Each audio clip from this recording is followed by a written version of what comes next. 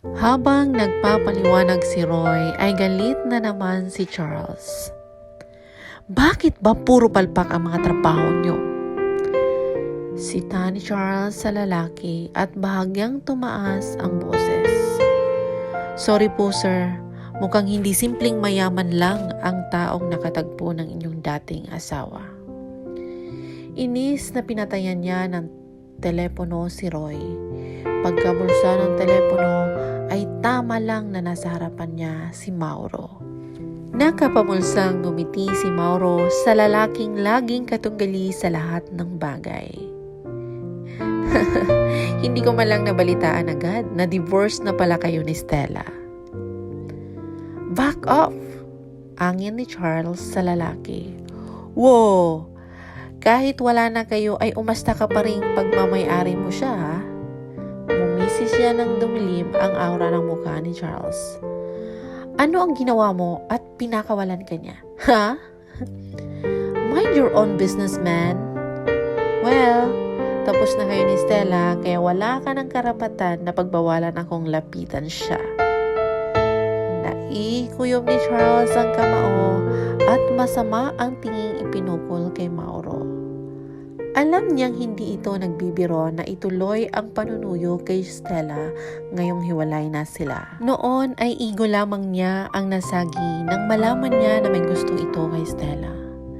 Ngayon, ayaw man niyang aminin ay nag-iba na ang pakiramdam niya.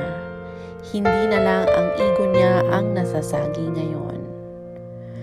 Paano kung ikaw mapili ng chairman sa darating na event?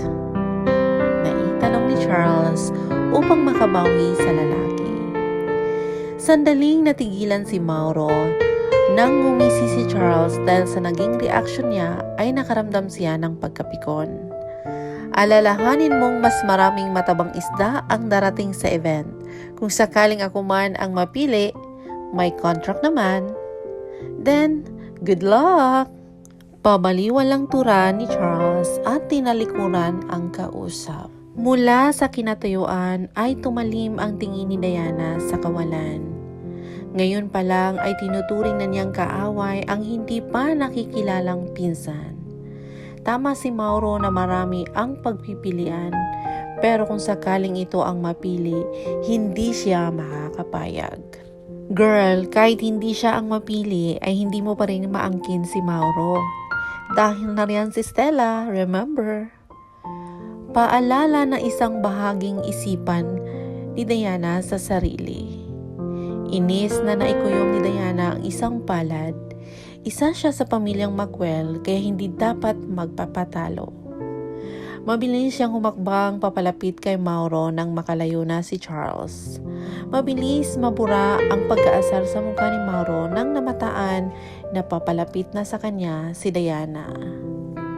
Congratulations nga pala uli at nakapasok ka na sa kumpanya namin. Matamis na ngiti ang sumilay sa labi ni Diana. Well, thank you. Nakakalungkot lang at wala na ang taong dahilan kung bakit narito ako ngayon.